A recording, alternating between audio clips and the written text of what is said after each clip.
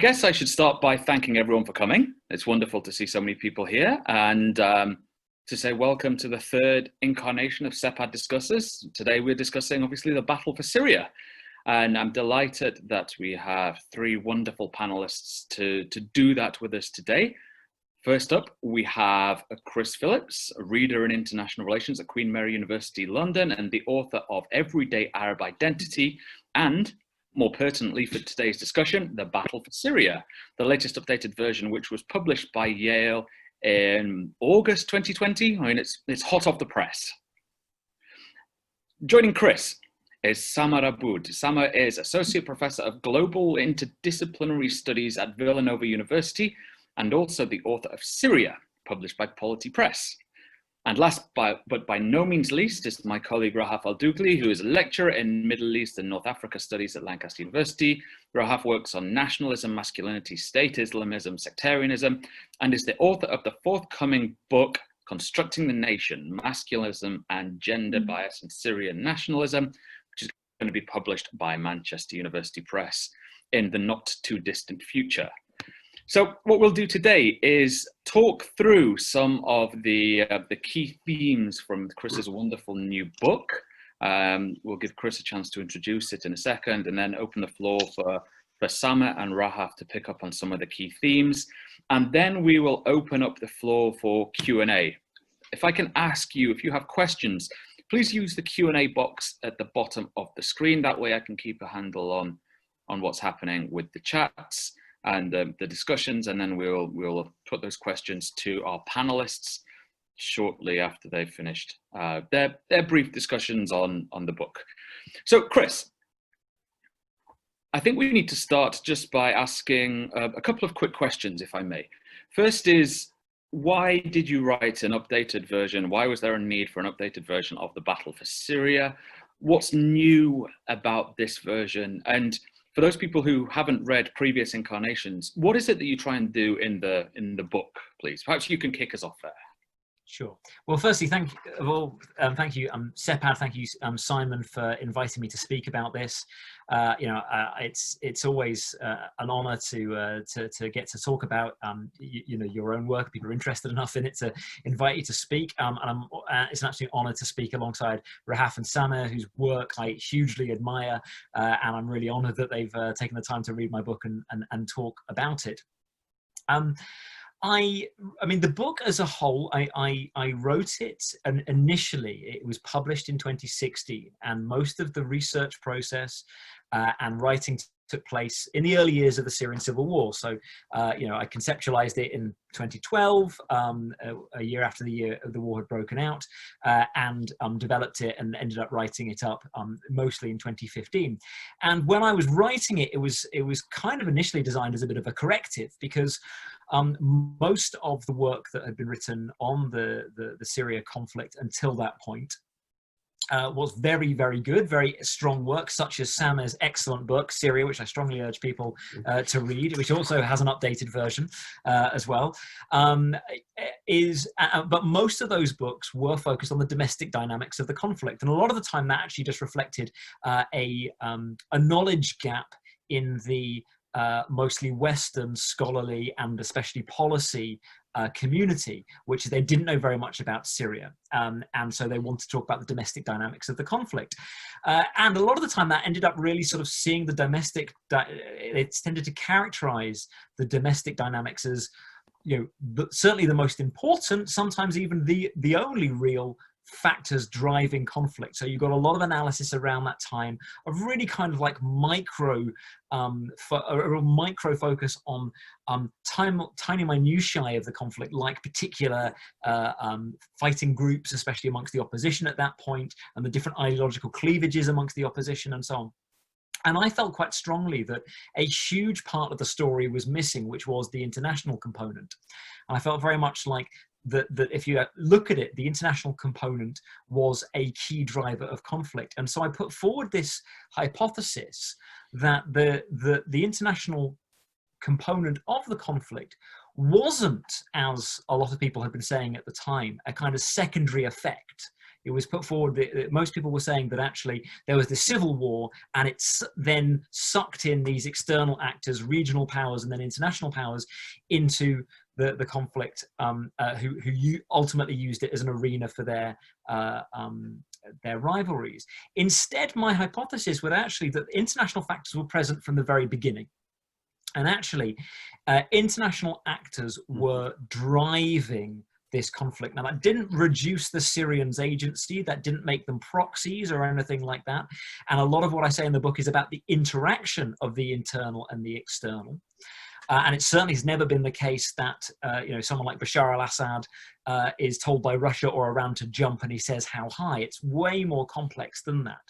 But the main argument I was making was that you can look really early on in the conflict and see the external factors playing a really key role in what escalates from a domestic crisis into a civil war. And I think I show that happens in various ways. I think one of the key ways, which was very IR-y in terms of its approach, is very structural realist in its kind of view, which is that there is this, even before the war begins, the context in which the conflict, the domestic crisis of 2011 breaks out, is one of significant systemic change in the Middle East, whereby you're seeing the US being less willing to get involved after the debacle in Iraq in 2003, and you're seeing both regional and international powers being more assertive and being more willing to sort of get involved in crises. And that means that when there's a domestic crisis in somewhere like Syria, these players that perhaps in the past would have waited for the United States to do something move in very quickly, encouraging their various Syrian allies to take a more confrontational, non-compromising approach, and that happens on both sides. I think secondly, once the conflict, so once the crisis then happens, very early on, you get these external players behaving in a way that encourages conflict. So that can be things like the Iranians effectively saying to Bashar al-Assad very early on, kind of around the summer of 2011, "We've got your back no matter what. Whatever happens, we're gonna support you." It can be things like Saudi Arabia and Qatar setting up an Arab peace plan initiative in December of 2011, and then the next month, when it doesn't instantly deliver peace, pulling out of the whole thing and saying in the February of 2012, right, we should arm the opposition. The only way out of this is a military solution. All of those behaviors from those states contributes to an escalation of violence and an unwillingness from the domestic players to consider non-violent solutions. Now, perhaps they wouldn't consider them anyway, but you're not getting that external pressure putting them in that direction. And then the final sort of kind of key way in which the external players contribute to the conflict, especially early on, is that once the war begins, all of those key players are effectively encouraging or perpetuating conflict. So what they're doing is they're behaving in a way that, again, continues that early position of escalation and then counter-escalation. So you get situations whereby the Turks will allow the Free Syrian Army, sort of the rebels, to have a base up in Turkey and use that as a forward position, and they're allowing weapons being delivered from Qatar, from the west, in through their border, and as a response, Iran sends in Hezbollah to support Assad. After that happens, you get a counter-escalation from Saudi Arabia, sending weapons to rebels in southern Syria, and so on and so forth. And you see this behavior of escalation and counter-escalation. And importantly, making the situation even worse, is that you're not even seeing unity amongst the competing sides. So it's not that you have one block of nations all supporting the opposition in the same way. Quite the opposite. You see regional rivalries played out amongst the enemies of Assad.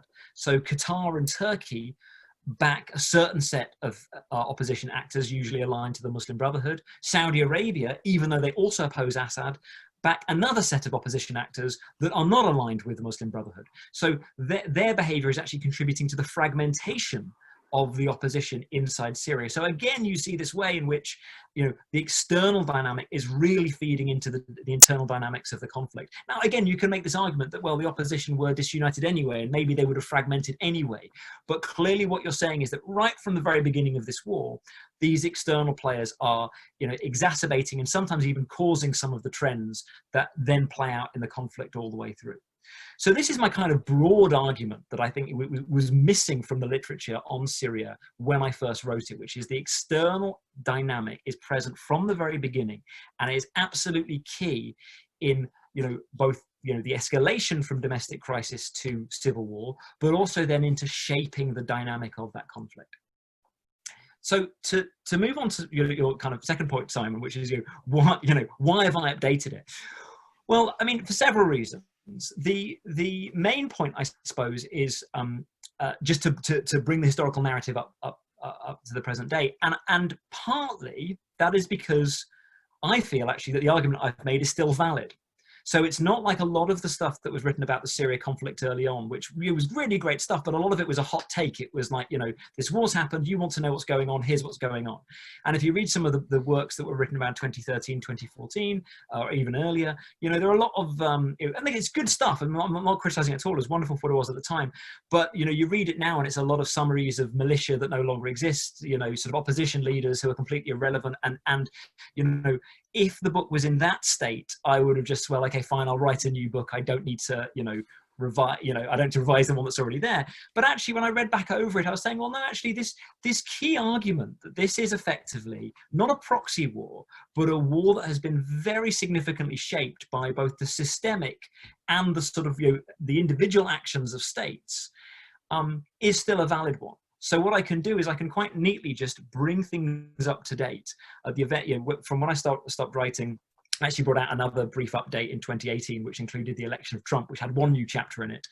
But I revised that a little bit in this version and then added 2 new chapters to bring things right up to 2020, especially the changing events in southern Syria and eastern Syria since that 2018 edition came out.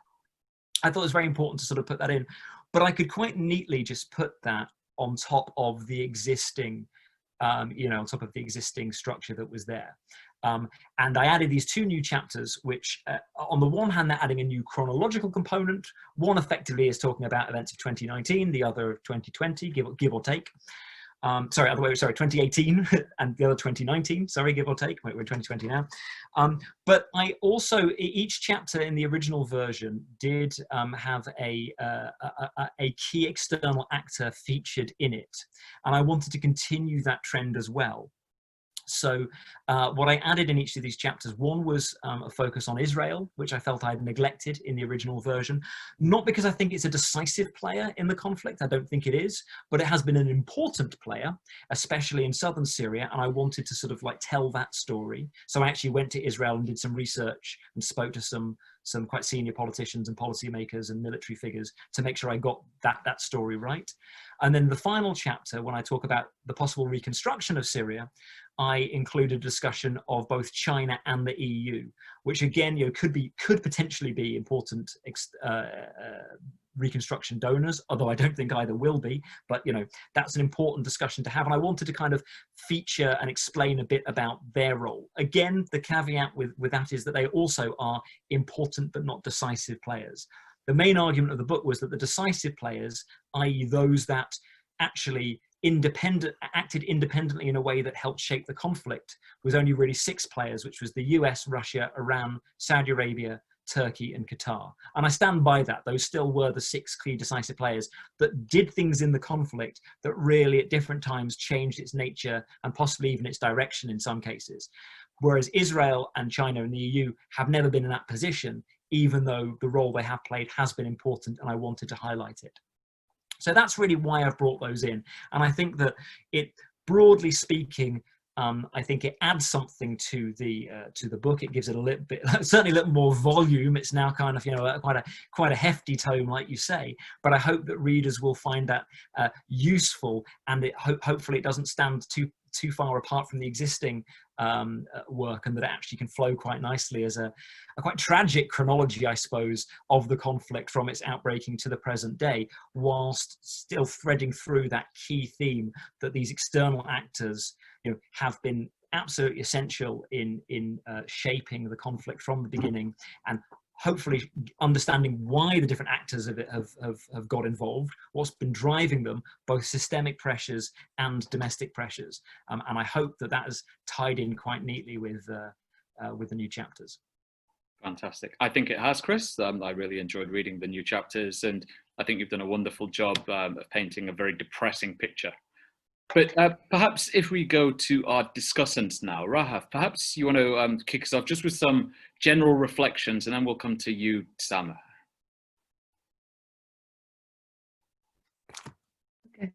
Thank you very much, Chris. I really enjoyed reading the new chapters, and I did reread some of the book again because I read it before. Thanks for providing first, and it's true that there is a gap in literature about exploring the role of the external actors in shaping or prolonging the Syrian conflict.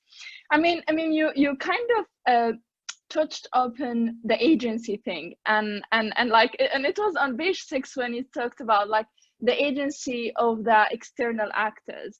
And I waited till I read like the new chapters, and I was thinking here and reflecting on the book, which like kind of provided me with lots of information and detailed analysis about the role of these external actors, and especially these 6 countries. And it left me with one question, and maybe if you can reflect on that. How do you think that the Syrians, and especially the last line of your book, that Syrians have paid, Syrians from all of them, I mean, loyalists or non-loyalists, everyone has paid a big price.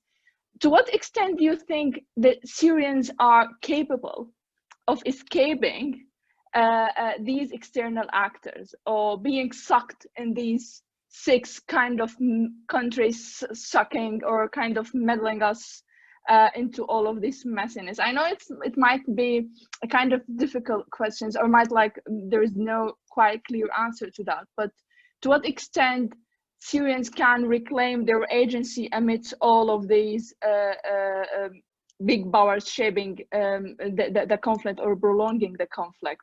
So back again to the agency. I know you are not like kind of denouncing or belittling the agency, but it was my first question actually. But thank you very much. It's fascinating.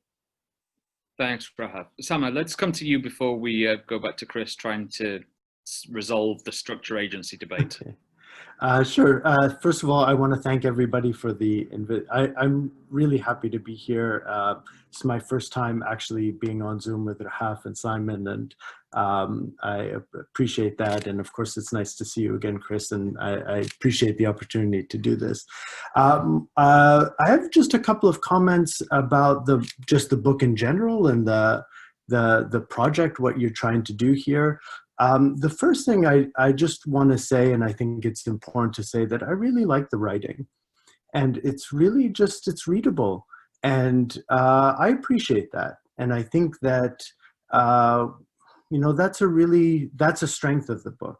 And I think that another strength of the book that relates to that is that you, not only in this book, but in some of your other work, you have a really, I really appreciate and admire how you can pose problems that have very simplistic or reductionist solutions, that you don't fall into those traps. So I'm thinking of like how you write about sectarianism, how you're writing about the international actors, that I really appreciate the way in which you pose questions, but don't simplify the answers.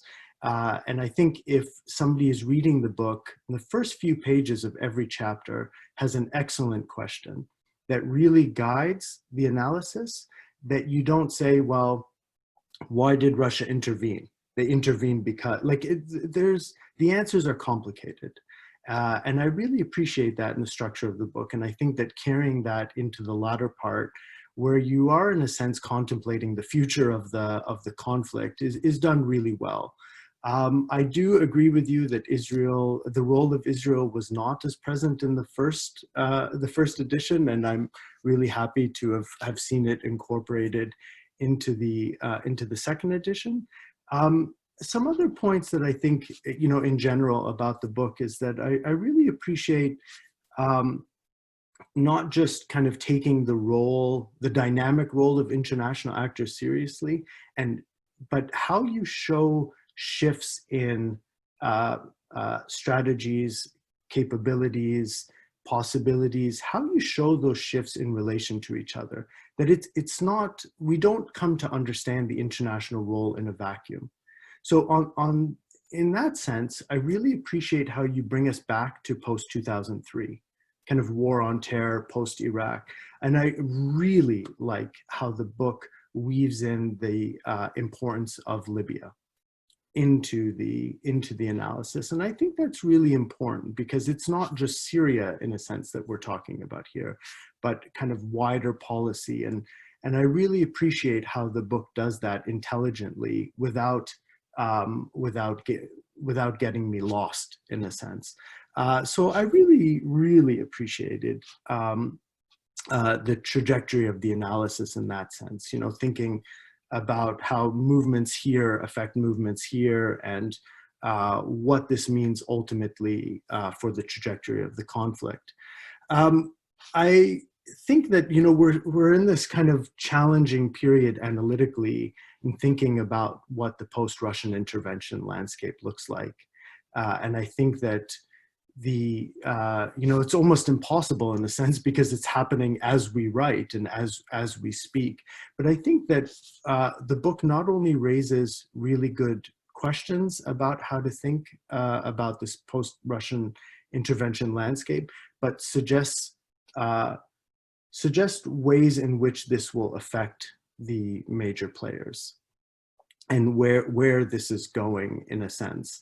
And so I think on all those kind of fronts, thinking relationally about the capabilities and actions of the different actors, historicizing the conflict, thinking about it in a regional sense, and then also giving us ways to think about what this new post-Russian intervention landscape looks like. Because I think, and this is where kind of my interest in this period lies, we're not in this moment of liberal intervention.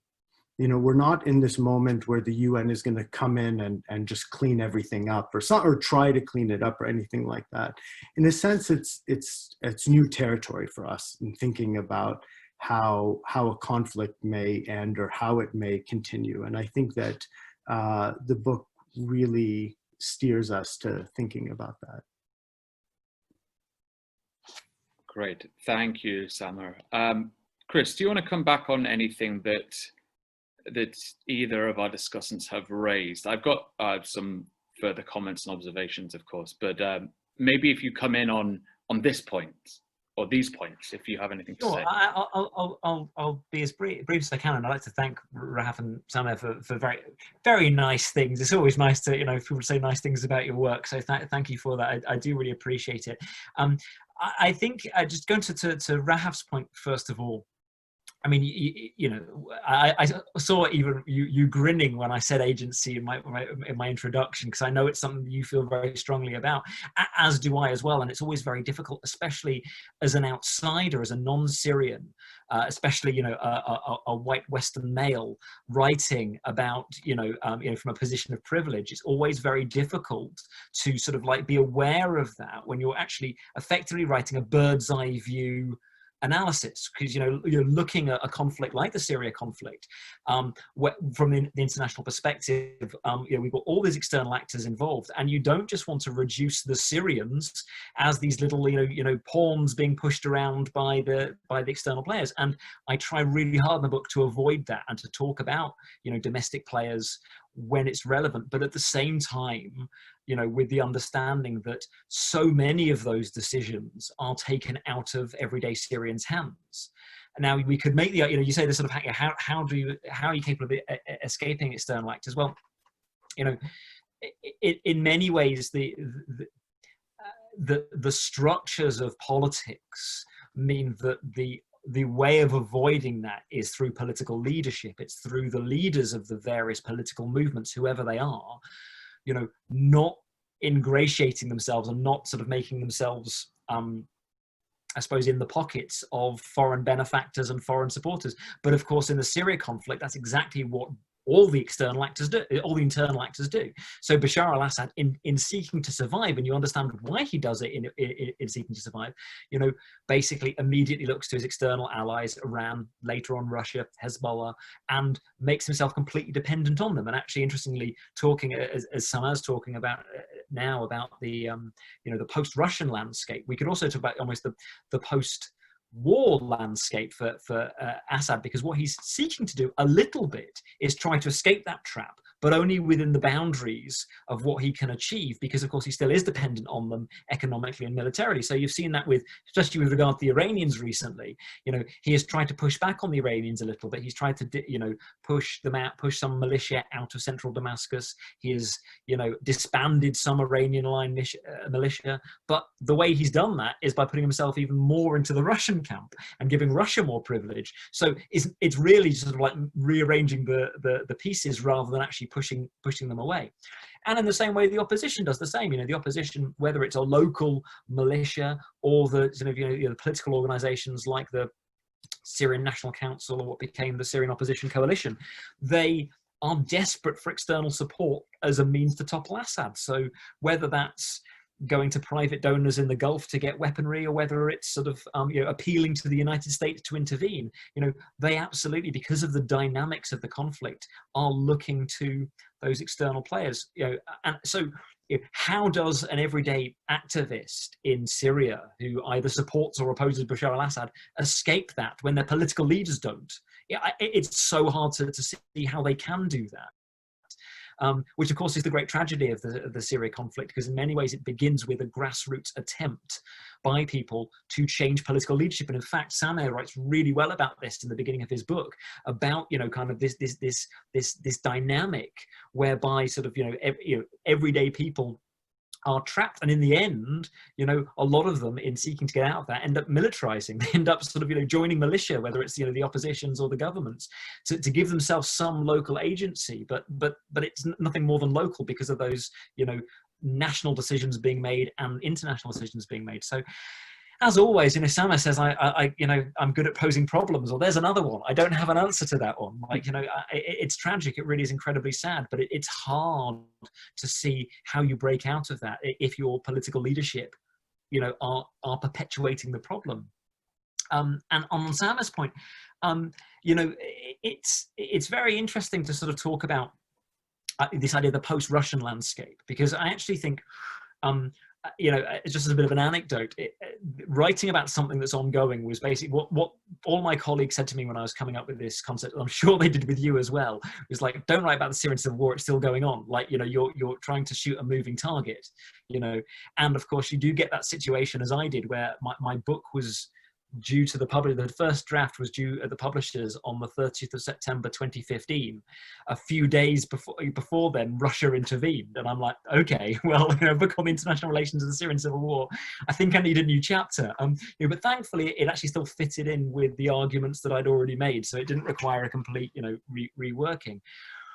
But that's what's happening all the time. You know, that's happening with all of us doing our analysis. We can only sort of take a snapshot of where things are. What I would argue, and I've actually just been in my, you know, teaching my third year seminar, and it's great actually. I see a few of my former students are actually in this webinar now, so hello to them. But you know, my students would say that they've been told by me that one thing that we can do as scholars rather than journalists is try to look at those long-term trends, and actually the validity or the value of our analysis is being able to come up with concepts that do map over and do survive the sort of the roller coaster ride of an ongoing conflict. So my broad point about structural shifts and international, you know, within the international relations of the Middle East, and that directing a certain type of behavior, I think still holds. So whilst I can't tell you what post-civil war Syria is going to look like, I can have a decent stab at suggesting what the Middle East is going to look like in the next 5 to 10 years in terms of its international relations, and where Syria will sit within that. And from that, you can extrapolate, well, actually, it's highly likely that exactly what I've just been talking to Rahaf about, this idea that, you know, Syrians sadly will still be captivated by external powers on one side or the other, is something that's going to continue. I'm not happy about that at all. And especially as someone, you know, who lived in Syria before the war, for all the problems with both Assad's regimes, and there are so many and they're brutal regimes, one thing that they did largely have was national autonomy. They did broadly, you know, unlike in the 1950s and 60s, they did broadly have, you know, sort of like a degree of autonomy from external powers, which is just no longer present. Sure. Thanks, Chris. I wanted to ask you about some of those broader structural trends, but I think you've maybe preempted some of that in your recent answer. So perhaps the thing to do is to segue into a question about concepts, if I may. And I'd just like you to talk a little bit about how you're understanding this this sort of interplay between the domestic and the international and the regional a little bit more. What are the conceptual tools that you're trying to use here? It strikes me that there's a number of different ways that can be used to explore what's going on, to trace this interplay between the domestic and the regional.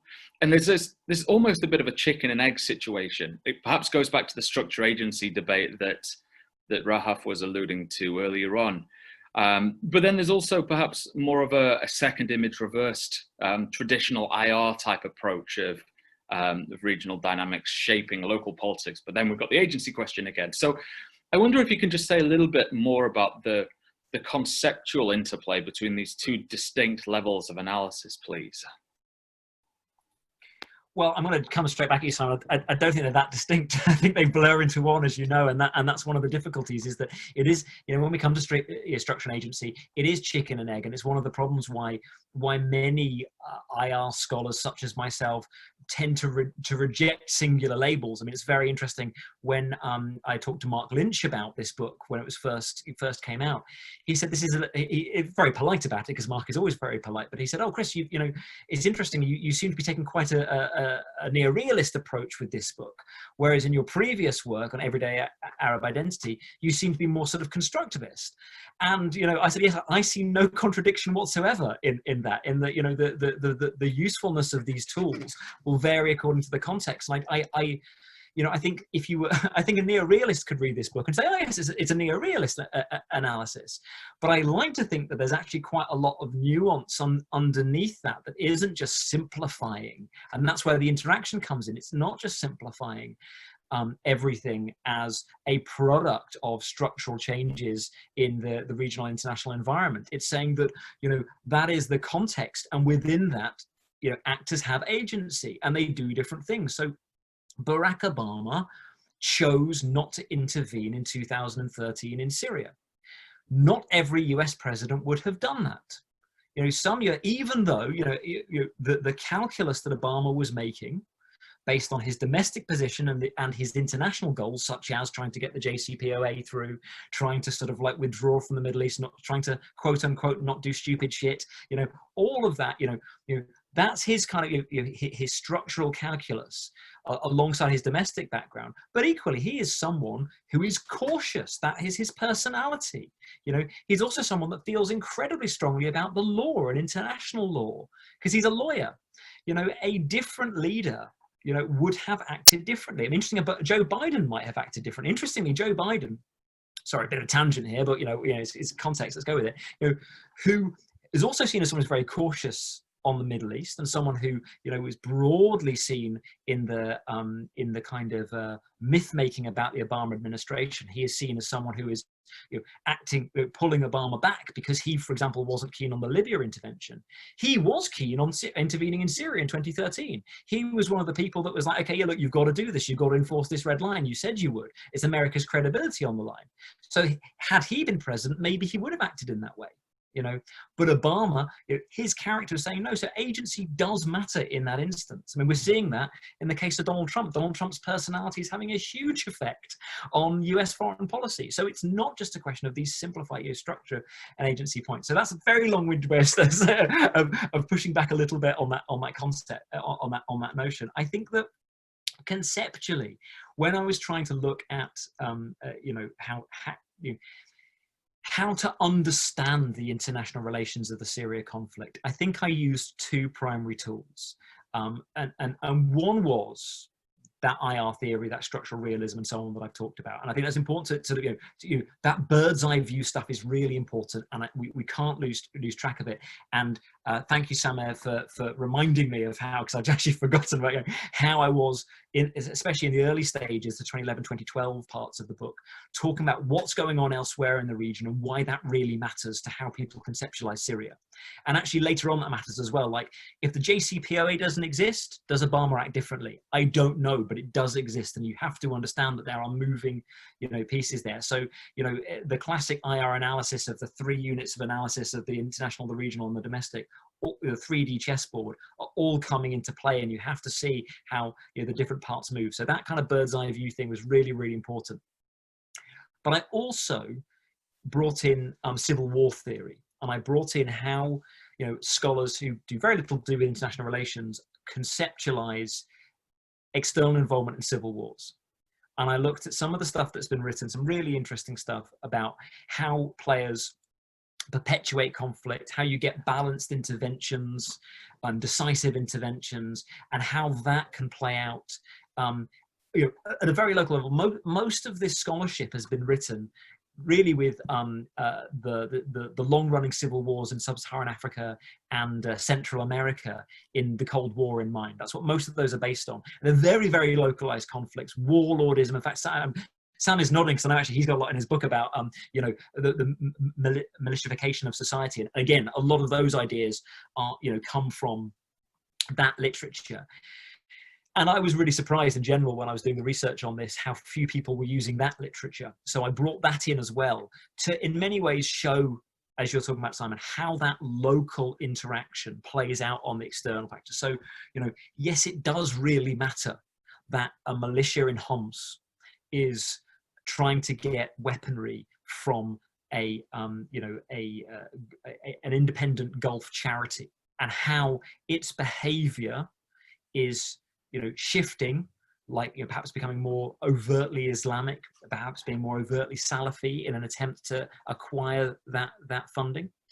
So that matters, and that is how civil war theory will help explain how those local dynamics will change according to your external funders. But it also matters that Gulf charity is able to send that money because the states, Saudi Arabia, Qatar, that are allowing those charities to operate without restriction, are doing so because they feel they have a more free hand in the Middle East because of changes that have occurred in since the 2003 Iraq War. So you need to show how those two theories or two theoretical approaches come together to explain those different dynamics. Thanks, Chris. Samer, I saw your head in your hands at the mention of Donald Trump, but perhaps we can come to you next, just to get your thoughts on this conceptual interplay, particularly given the stuff that you've been doing. No, well, I live here, and so it's constant. It's not, I mean, talk about a laugh or cry situation. No, I really like that explanation, Chris, because there's, for me, around, I guess, when the American intervention against ISIS started in 2000, and I think the book does a great job explaining that, sort of explaining why the red line was not enforced, or why the crossing of the red line was not enforced, and then why intervention happened directed against ISIS and not the regime. And I think that, I can't think of a better explanation for it, and how the book breaks down. I also liked the nuances of the policy options presented by state versus defense and things like that that appear in the book. But I remember when that was happening, I couldn't really wrap my head around what IR tells us about what's happening at that moment. And I say that with all sincerity, that I was not sure what in our conceptual toolkit helps us explain the presence of such overlapping interventions that are having all these kind of effects. So, you have American intervention targeting ISIS, ignoring everything else that's happening. The Americans building bases that they claim they need to launch their regional war on terror. There are how many Arab countries participating in the war against ISIS? Well, so those interconnections, I think, that really started to kind of reveal themselves in 2014, it was really difficult for me to understand that, or like, how do we understand that? What's the language that we have to understand? Because it's not civil war at that point. It's something sort of beyond that in a way. And so I really appreciated that explanation, because we are not talking about, and the book does this, right? It says, the regime never called it a civil war because it never wanted to kind of legitimize the opposition or anything like that. But the patterns of external intervention into the Syrian conflict overlap in ways that make it difficult to make sense of them. And I think that the explanation that you gave helps us think about that. Like, I did not, again, one of the benefits of the book is that we come to understand external interventions in relation to each other. And that's really important, because I struggled in 2014. Like, how do we understand Russian intervention on top of American intervention, on top of, humanitarian intervention at the border, and all of these, and the declining capacity of the United Nations. So I think that in a sense, for me, the conceptual toolkit that we draw on was limited, given what I was seeing on the ground. And I think that explanation, I mean, my specific notes in this section say great treatment of internal and external balance. And I thought that the treatment of that was sound, not just in the how you take key moments or key actors and turn the narrative around that, like help us understand it, but in how we can conceptualize that as part of the war itself. Like, not just, so the Americans went in and they started they started attacking ISIS, and that's a thing that happened. That's an event, and you document the event. You help us explain why that happened and why it didn't happen in 2013, for example. But I agree, for me at least, it was a challenge. And I think that drawing on those different literatures that you're talking about was, I think, an important way out of that challenge, or out of that dilemma. Because I still struggle with this kind of idea of how do we describe this thing? Like, how do we understand what's happening in Syria? Thanks, Sama. Rahaf. Yeah, okay, thank you. Well, I mean, I do echo Samer. I mean, what is really fascinating and like the strength of the book lies in, like, while reading it, and then I do actually also, agree with, to me as well, that it has been very difficult for me to understand the role of the external actors, and to conceptualize that, and how, losing, especially after 2003 and the declining power of America after the Iraq War. But I mean, what is really also fascinating is that your choice of words, especially throughout the book, and also like how there is kind of interaction of both the domestic and the foreign policy of each external actor. So you try to tell us about that actor, but how the foreign policy is kind of decided or impacted by their domestic affairs as well. And also, I mean, if I can go back to the questions of personalities, and while reading that, and I was trying to understand how you are trying to compare the role of these external actors in prolonging the Syrian civil war. But then at the same time, you were focusing on the personalities of Trump and Obama. And it got me into asking, how do you think that the authoritarianism of the other regional actors in the region has kind of had a kind of a stable approach to the Syrian civil war, while because we have a change of our democracy in US and the changing of the leadership kind of also impacted in prolonging and complicating the war further. So because you mentioned personalities in more than one place in the book, it kind of made me think about whether the authoritarianism that we had in the region kind of made it more stable approach to Syria. But then comes back, the complexity lies in the intra-GCC conflict as well, which kind of also limit that, I mean, the simplification of saying that, okay, we have monolithic approach when it comes to authoritarian regimes. So, yeah. Chris. Yeah, I mean, so just on that, Rahaf. I mean, I'll add just a little anecdote and then a response. I actually, I don't know if I've mentioned this to anyone before. I modeled this book on a book about the First World War by Hugh Strachan. And what I loved about that book, which I hadn't seen before, is actually, this is such an obvious thing to do. Why doesn't anyone do this? Each book it was a story of the First World War, effectively, different components of it, but each chapter focused on one of the key powers, and it did that kind of domestic profile before then talking about what was going on externally. And I was reading this book as I was.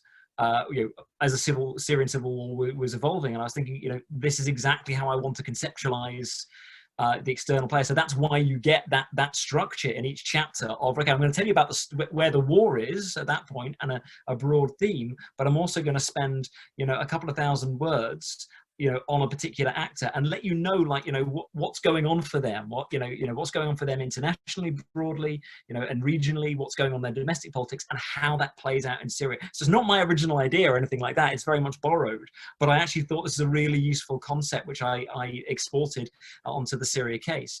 I think on this point of personality within that, I think that's quite useful. Because I think it is very important, especially in the way, I mean, what's interesting is that I think the only actor involved in Syria of the 6 that I talk about that is important, whereby the leader, the personality of the leader doesn't actually matter that much, is Iran.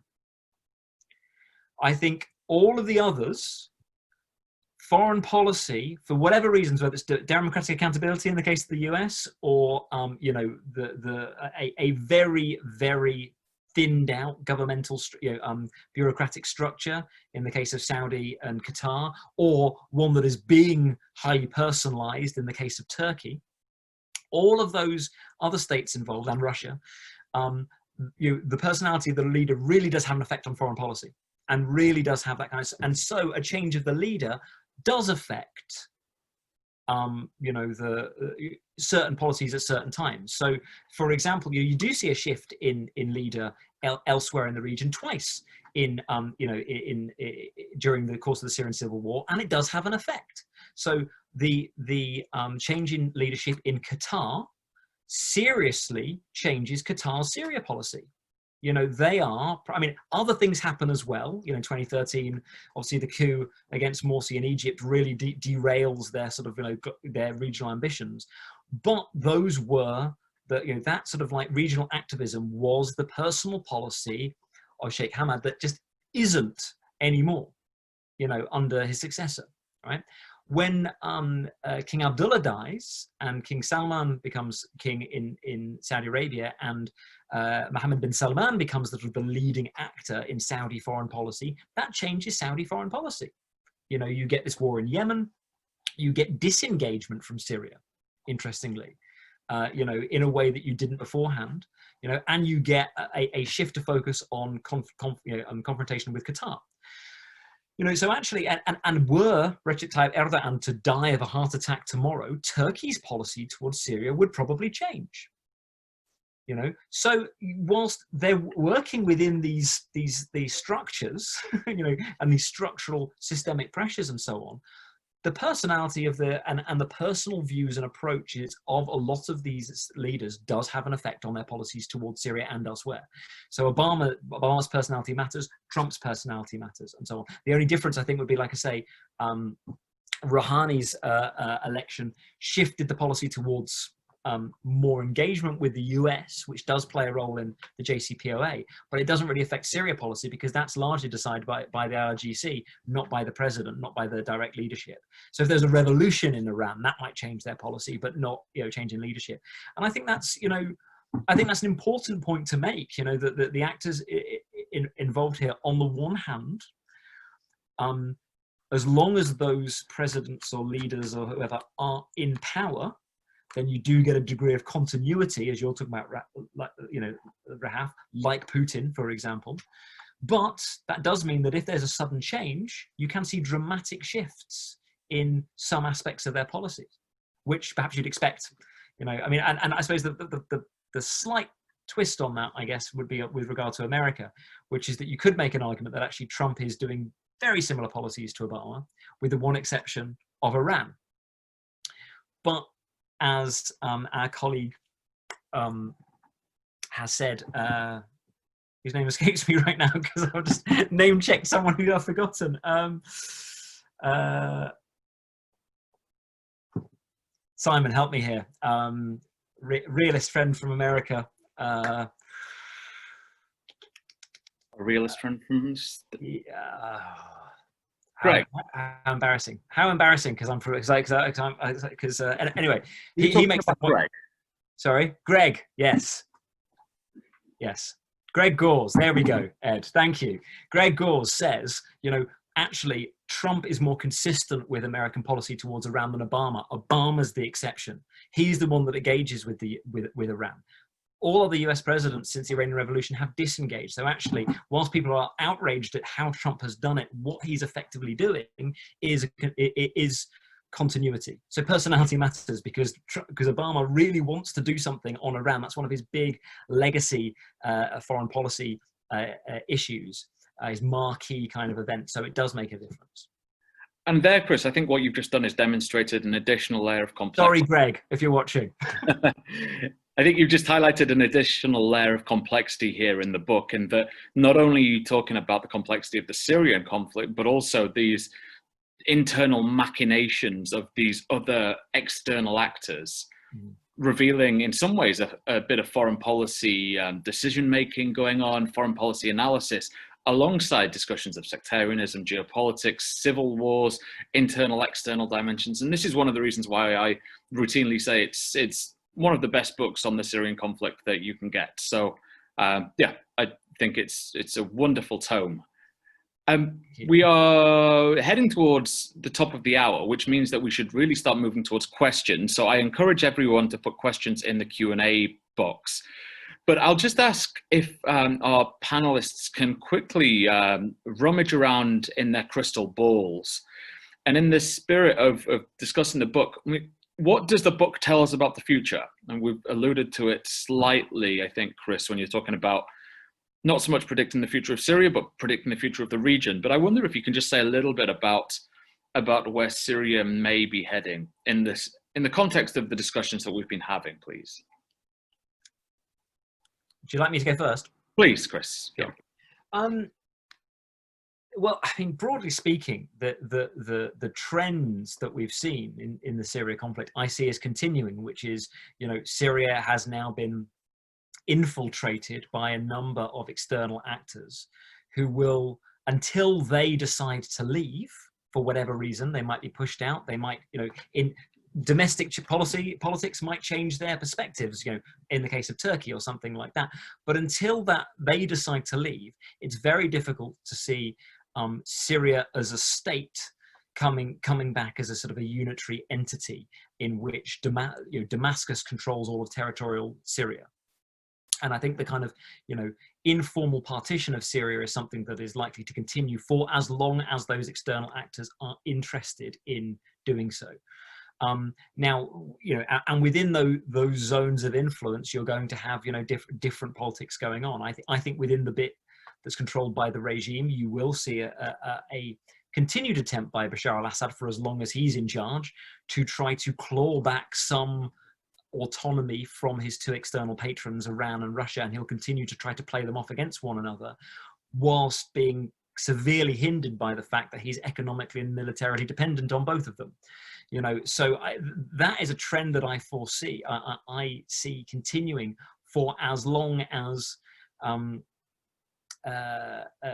for as long as those external players continue to be there. I was in some way, surprise is too strong a word, I wondered whether the COVID crisis might affect the willingness of some of the external players to continue their presence in Syria. It doesn't seem to have. It doesn't seem to have had, because everyone seems to be affected relatively equally. It doesn't seem to be, the fact that Syria's economy is falling apart, and clearly there's a major COVID crisis going on inside Assad-controlled Syria that he's trying to cover up. I thought that might affect some of the dynamics a little bit, but it seems to be at a domestic level affecting some low-level protests, but not enough to reignite the civil war. And I don't think that would change given war exhaustion. Russia has been affected, Iran has been affected, but not to the point that they're so bankrupt or anything that they're withdrawing their troops. The US presence is so limited in the east. The most important thing with regard to the American presence is the Air Force and their willingness to keep being involved over Syrian airspace. And again, that doesn't require large numbers of troops or anything like that. So why would that end because of COVID? Again, a political decision. Perhaps Biden coming into power might change that in one way or the other. And likewise, Turkey is effectively establishing proxy states or proxy entities in Afrin and Jarablus and now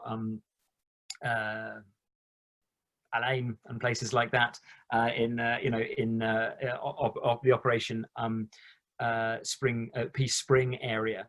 And again, until Turkey sees a significant shift in its policy, which I don't think will happen whilst Erdogan is still president, I can't see that changing. So again, it's more of the same until I would say more of the same, and then sudden changes, and those sudden changes will occur when the external actors' leadership or the external actors' policies change. Thanks, Chris. Rahaf, if we can come to you, please. Yeah, I mean, I would agree with Chris and with what he has said. Like I mean, the difficulties of the emergence of Syria as a strong state with sovereignty, and also with the Caesar sanctions, economic sanctions, and actually also, if we can add to that, the recent the recent peace deals with Bahrain and UAE, and how there has been before maybe some normalizations of relationship between Syria and UAE, and now I think Syria, the Assad regime, would find it really difficult to normalize with the UAE, because it would hurt its legitimacy, because as UAE now is heading towards Israel. So I mean, and I think again the Assad regime has lost maybe an ally like UAE that would have helped them in reconstruction or rehabilitation. So things in terms of the external actors will more be entrenched, unless there is, as just Chris said, that some of these actors have discontinuity in terms of sudden change in terms of leadership. But I can't see that Erdogan is continuing to stay in leadership, and Iran is as Chris said, that there is very much little about the changing of leadership that would impact the foreign policy of Iran and whatever. And there is a kind of an ideological alliance between Syria and Iran, where it would be very difficult, where Iran would sacrifice Syria and Russia as well, because of the Russian-US rivalry. I can't see that we are heading towards a more weakened state, but at the same time, strong in its grip on the Syrian lives inside. So weak internationally, but very kind of strong inside, where that they can't curb Syrians or kind of continue to have to homogenize its power on the Syrian lives inside. Yeah. Thank you, Rahaf. And last but not least, Samar. Thank you. I just want to bring up 4 points, maybe in the form of questions that I think are raised by the book and also to some extent addressed by them. The first is this question of kind of what are the major decisive battlefield issues left in Syria, and what are the major decisive kind of political issues that are going to be negotiated through the Astana process. I say that because the trajectory of the crisis, especially actually, you know, in the last few years, there's this like, what's going to happen to ISIS? What's going to happen to the Northeast? What's going to happen in the Northwest? And I think that those major questions were taken up in the Astana process, and some of them have been moved towards some form of resolution. So I think that you know, this question of the future of Idlib, for example, is a very interesting one, and how what happens in Idlib will shape the future of the conflict. And the next ones are really inspired by Rahaf's point about authoritarianism in the region. You know, is there a normative basis for deliberation in Syria right now? Does Astana, as the kind of coming together of authoritarian powers, represent a framework for post-conflict Syria, a kind of alternative political framework, if we will? The next is, of course, related. It's about the role of the United Nations. So I love how that exchange about the personalities and shifts and things of that nature. And so what happens if we apply these questions, or if we think about this in relation to the role of the United Nations? I mean, the book does a great job of explaining how Astana kind of pushes the Geneva process away, but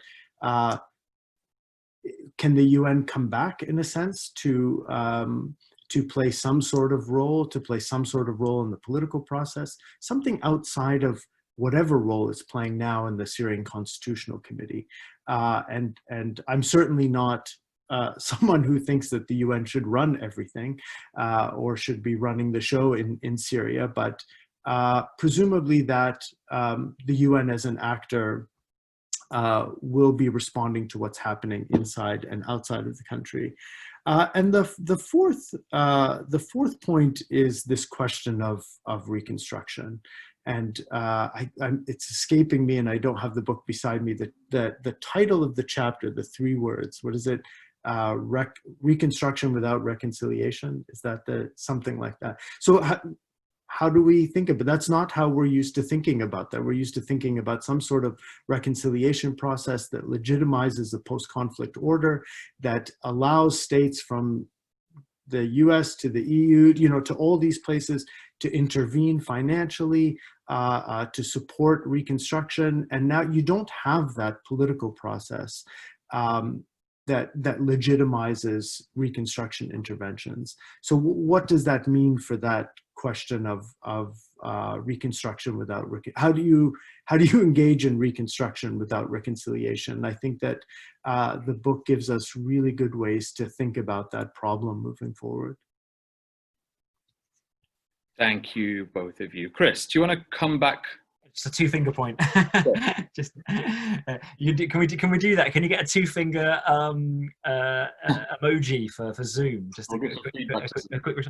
I actually think that final point that Sam has just made about reconstruction without reconciliation, I didn't really sort of put it into the book in this way, but I wish I had now. Which is that you know, if in many ways the book is making the argument that Syria's is the first, sadly of several, but the first significant kind of, you know, civil conflict in what I call the post-American Middle East, but you might call the most post-American world. It is, you know, that we have shifted from, you know, a time period where a lot of our concepts, like Sam is talking about, like reconstruction, like intervention, are based on an understanding of a unipolar world, whereby the Western liberal order led by the United States effectively rules and is in charge, and other states react to it, either sort of falling in line or responding to it. But, you know, from the bipolar world, you know, of the Cold War, when no one cared about all this stuff, you can have a civil war and that's fine, and we'll just pour money, you know, and who cares about reconciliation? We're just going to pour, you know, enough money and weapons into the fight until our guy wins, and then we'll, you know, they'll be capitalist or they'll be communist and they'll be fine. That was, you know, the one way of doing things. And then we develop all these concepts in the 1990s and 2000s of, you know, reconstruction, in, you know, liberal intervention, humanitarian intervention, the responsibility to protect, all of these concepts that, you know, are actually, we didn't say it at the time, but they were premised on the understanding that the global power structure would remain in the West's favor. It is no longer like that, which is why you get a conflict like Syria escalating the way it has, you know, without seemingly have an end. And I would argue that you'll find the same thing in Libya, Yemen, and other parts of the world as well. So what does reconstruction, what does a post-Civil War world look like in that international environment? I don't know, but I think that actually all of these concepts, even what you're talking about in terms of like looking to the UN, don't work. They don't fit into that world, because spoiler powers are powerful.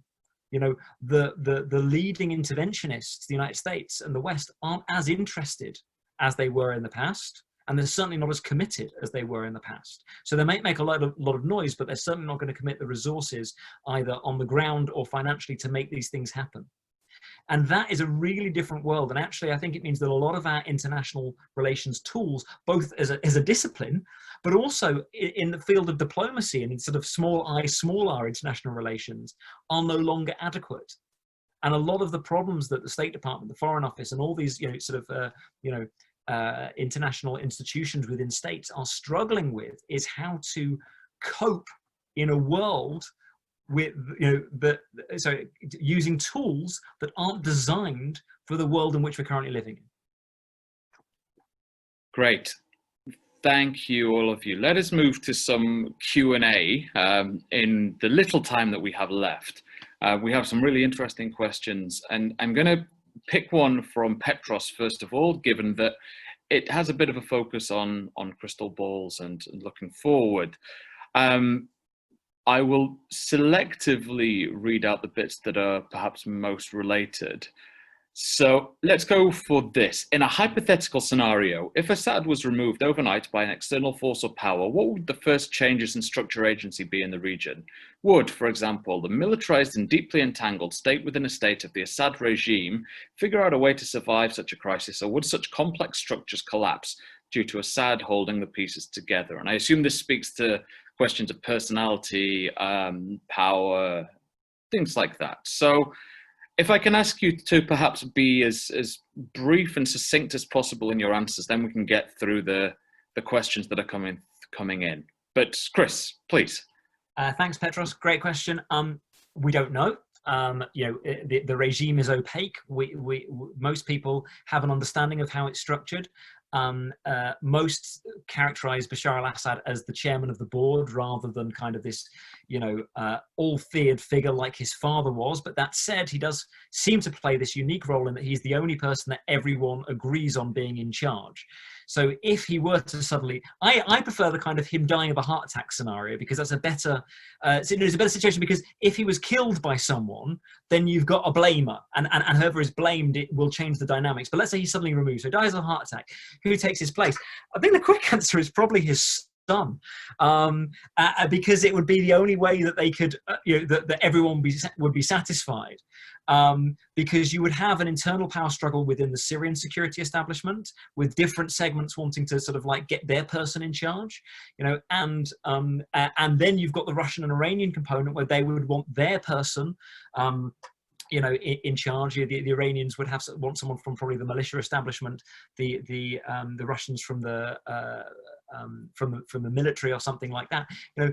And so you could see a situation whereby if a compromised candidate wasn't agreed, you would have internal factional fighting and, you know, a new splinter of the Syrian civil war being an internal sort of internal fracture. I would wonder if, having fought so hard for this, you know, this regime, that all those powers would therefore just come up with a compromised candidate, and the easiest one would probably be Hafez al-Assad Jr. Thanks, Chris. Sama? Oh, what a scenario. You know, it's a tough one, because to some extent, I think that the presence of Bashar al-Assad has not been as consequential on the trajectory of the conflict as many people think. Like, I think that, so it's, if we then contemplate the heart attack scenario or the taking out, I mean, I agree with Chris that I do believe that there, in the interest of the stability and the survival of the regime, there would be a compromise candidate that would emerge.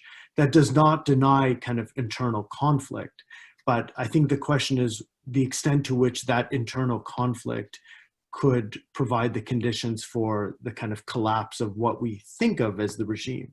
Because the reality is that, I mean, we are years into this. There would have been many opportunities for internal coups or external, you know, there have been probably many. And I think until the calculations change internally to the regime's power structure and externally, that the presence of Bashar as president is in effect already a compromise, I think, a compromise candidate. And I'm not sure that the major players, especially, you know, Iran, Russia, and, you know, internally from the militias, that they couldn't find a compromise to ensure the survival of the regime. Because I think power, and Josh Stacker's work talks about this really well, you know, that power was designed to be decentralized. And it was designed that the person would be chairman of the board. I really like that, that framing. And so I think, you know, I've felt this for a while, that I don't think that the trajectory of the conflict is dependent on Bashar being there or not. That I think it may have changed, but that's certainly not, I think, the answer in a way. Thanks, Sama. Rahaf? So, well, it's a very, I mean, it's a very difficult questions, but I mean, unfortunately, I do agree with the Chris, but maybe a heart attack might be the most reasonable way of killing off Bashar al-Assad. But however, this might like reduce Syria or the conflicts into more entrenched internal factional fightings, and it might like even make things, I mean, I'm trying to choose my words very carefully here, but I mean, it will become more chaotic, especially for Damascus and the Homs and Hama nowadays. I'm not talking about the northern parts, but it will be much more difficult. What's the solution or the future? I mean, this is pretty much very difficult to answer, but I mean, definitely, I mean, because I mean, the rule in Syria has been so much centralized, open, ideologically and in so many ways on the presence of Bashar al-Assad. It doesn't mean that he is ruling, but ideologically he has been like the ruler of the country. So it's been very much difficult to find, not to find the replacement, but maybe to create a stability, maybe in terms of how things internally won't turn into more factional fightings in Damascus, especially in the capital. Thanks, Rahaf. I have a question that is slightly peripheral to what we've just been talking about, but I think is really important more broadly, focusing on the regional dynamics, from Tom Walsh. And the question is, in terms of Saudi Arabia, Do you think they may concede they have no chance of truly winning in Syria? They seem very determined with regard to Yemen, but to me it looks highly unlikely they can succeed there, especially with the economic crises they face. If Saudi Arabia loses on both fronts, what will this do to the regional balance of power? But if I can tag on something here, I think the Saudis took a step back from Syria a while ago. They have a long, complex history with Syria, as you've observed, Chris, dating back prior to this conflict. But I wonder, why do you think it was that the Saudis were so willing to perhaps give up on Syria so quickly? Why were they so willing to take a step back, but not as willing, perhaps, well, maybe we'll ignore the Yemen question, but I know you've got a keen interest in Yemen as well. But why was it that they were so willing to give up on Syria, do you think? I mean, the short answer is I don't know, because, again, another opaque regime where you don't know the internal dynamics and the discussions that have been had. I think what from the interviews that I conducted in Saudi Arabia about their Syria policy, even before Mohammed bin Salman came to power and really shook up the foreign policy establishment, there's a huge amount of frustration in Riyadh about Syria. There was a sense that, bear in mind that Saudi foreign policy making has largely been around individuals. So individuals would say, I know Yemen, I know Syria. So it was all down to personal relationships, and the personal relationships in Syria had not worked. First, in terms of their relationship with Bashar al-Assad, they thought that actually they knew him well enough, and even though they didn't agree with him on Iran, for example, they thought that they could persuade him, as a fellow Arab and fellow, dictator, effectively, when this crisis blew up in 2011. Give you a bit of money, stop killing people, and we'll things will sort themselves out. And that didn't work. And then they thought that they could after a bit of deliberation, they thought that they could make the opposition work for them, and spoke to people and were promised a lot by the Syrian opposition, and the Syrian opposition didn't deliver either what they thought that they were getting, despite giving them a lot of money. And then there were various attempts to do similar things with tribal forces in Syria, in both the south and in the east. Again, based on this idea that we know these tribes. A lot of them have relatives in Saudi Arabia as well. We can work with them, and that didn't work either. So I think there was sort of this sense with regard to Syria when Mohammed bin Salman effectively came to power. I know he's sort of deputy crown prince at that point. But this hasn't worked. This isn't working, and we have other priorities, and the other priorities they believed were Iranian encroachment in Yemen. And that became obviously the situation. Then, of course, the situation with Qatar and sort of Qatar's disloyalty to the GCC as they saw it, and it's sort of like and the general threat from the Muslim Brotherhood. And I think there was just a general sense of, well, this isn't worth it. This isn't working, and it isn't worth it. And interestingly, they have effectively subordinated their Syria policy to Trump. So they actually ended up formally ending their relationship with the armed rebels when just after Trump did in 2018. So and again, a way of I think it was pitched as a way of kind of ingratiating themselves with Trump and so on. So there has been this kind of step back, and there now seems to be discussion, and it's very, I can't quite work out how serious it is or not from what I've heard of perhaps rehabilitating with Assad, recognizing that actually it's all failed, and it's better to have a slight voice inside the tent than being completely outside it. And especially the Saudis care a lot about Russia, and they see Russia as the preferred actor in Syria, because the more Russia's there, the less Iran is, and that's what they really want. So the idea is, maybe if we can accept Assad as is in power, we can have some kind of relations, not ideal, then we might be able to make it work, better as a way of squeezing Iran out. And the big card that Saudi still have, and they still really hold, is Syria's place at the Arab League, which effectively, I don't really know how this has worked out, but they seem to be holding the veto power over that. If Saudi says that's okay, then it seemed broadly that the other Arab states will fall in line on that, and they're still holding back on that. So there is some leverage there that they've decided currently not to use for whatever reason. But I mean, I think broadly that's it. I think it's just they had priorities elsewhere, and the Syria policy wasn't working. And of course, the priorities elsewhere were immediate priorities. They're in their neighborhood. Syria is actually quite a long way away. The conflict wasn't affecting them in the same way. The really cynical view, if you want to just sort of throw a little bit of a cynical, view that I have heard from some people, which I don't subscribe to, but it is worth just bearing in mind, is that the real threat from Syria was the Arab Spring. The real threat was that all of these regional governments were going to be swept away, dictatorial governments were going to be swept away and replaced by democratic governments or more democratic, more legitimate governments, which is a threat to Saudi Arabia. So they use different tactics elsewhere, but in the end, a long-running civil war in Syria isn't really against Saudis. It isn't really a real problem for Saudi Arabia. That actually satisfies their interests. So I'm not saying they kind of planned a civil war, but the moment that they pulled out in 2015 effectively is when they kind of pulled out.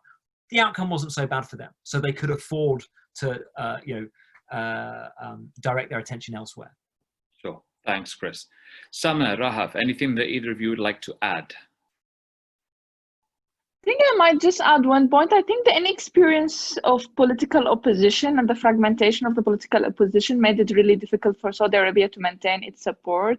As just Chris said, that they've tried to co-opt some tribal leaders, but I mean, there has been, and also maybe the rivalry from the Muslim Brotherhood, because up to 2015, they did have some, the Syrian Muslim Brotherhood, they did have some strength inside Syria, so maybe there was that fear, and I would just recall what Chris said about the Yemeni crisis and the Bahrain as well, that made it more like a priority for Saudi Arabia to depart from Syria.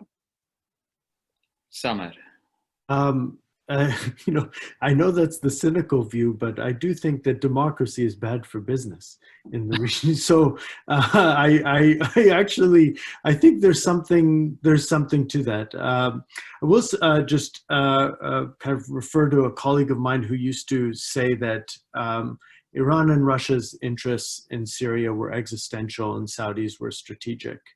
And in that sense, when I try to think about what's Saudi Arabia doing here, because it's almost counterintuitive that, this fragmentation that you talked about, this disunity, it seems really counterintuitive that the three major players, Qatar, Saudi, and Turkey, would fight against each other.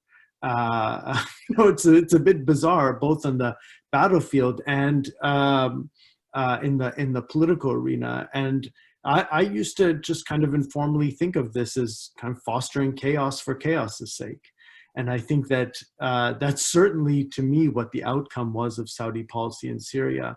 And to a large extent, it was of minimal consequence to withdraw for all of the reasons that were just described. Right. Well, on that note, I must apologize to everyone who's sent in questions that we've not got around to answering as yet. But thank you to everyone for coming along. We're rapidly running out of time. In fact, we are out of time. So thank you for attending. A huge thank you and congratulations to Chris for coming along and for getting the latest edition out. It's well worth your time. It's well worth getting hold of a copy, an important read, an illuminating read. And thank you also to Rahaf and Samer for giving up your time and speaking with us today. It's been an absolute pleasure. I've learned a lot as always. Thank you all for coming.